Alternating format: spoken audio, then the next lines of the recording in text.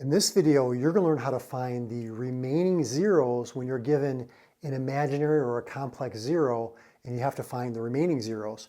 So what we have here is f of x equals this polynomial, and they're telling us 1 plus I is one of the imaginary zeros. Now, notice that all of the coefficients, all the numbers in front of the variables here, they're all real. You don't see like 3i or 2i. You don't see any imaginary coefficients. So when all the coefficients are real like that and you have an imaginary zero, we know that these imaginary or complex zero come as conjugate pairs. What's a conjugate? Well, it's like if you have a plus bi, then you're going to have a minus bi. Or in this case, if we have 1 plus I, we also know 1 minus I is a zero. They come as those conjugate pairs like that. So you just change the sign in between the real and the imaginary part. So what we're going to do, since we know that 1 plus I is a zero, we're going to do some synthetic division, okay? So we're going to use our coefficients, 1, -3, 2, 2, and -4. Make sure you're not skipping any terms. If you are, put a 0 there as a placeholder. And now we're just going to do our synthetic division. That's going to bring it down from x to the 4th to x cubed. Then when we do it again with 1 minus I, that'll bring it down to x squared. Once you get to x squared, you can do the quadratic formula or factor to find the remaining zeros. So let's go ahead and do this. This part here can be a little bit challenging. You always drop down the first number, you multiply on that diagonal, and then you add straight down. So this is going to give us -2 plus I. Now we have 1 plus I times -2 plus I. You might want to do this work off to the side. So 1 plus I and -2 plus I. So let's see, that gives us -2 I, -2i, and I squared, but remember I squared is -1, plus -2 is -3. So this is coming out to -3 minus I. We add straight down, so that's -1 minus I.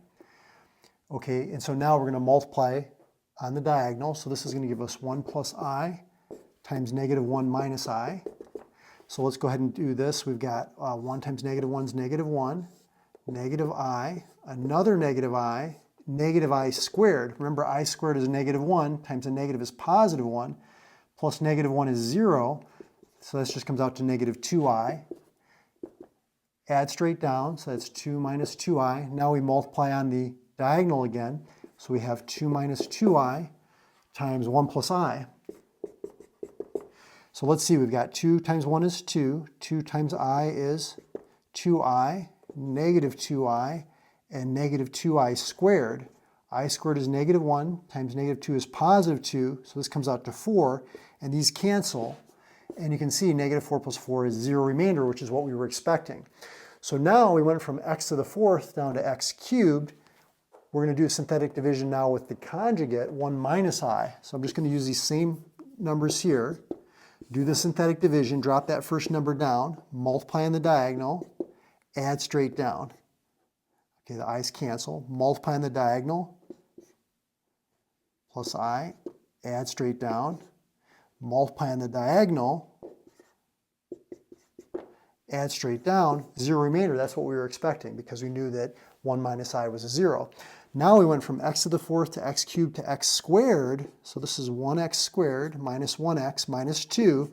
Let's see if we can factor this. What multiplies to -2 but adds to -1? That's -2 and 1. And you can double check by foiling. So now these are our remaining factors. If we set these equal to 0, we get x minus 2 equals 0. We can add 2, so x equals 2. Here we can subtract 1, so x equals -1. Those are our remaining zeros. Now, if you couldn't factor it, I would just do the quadratic formula at this point to find those remaining zeros. So I hope this video helps you. I look forward to helping you in the future videos. I'll talk to you soon.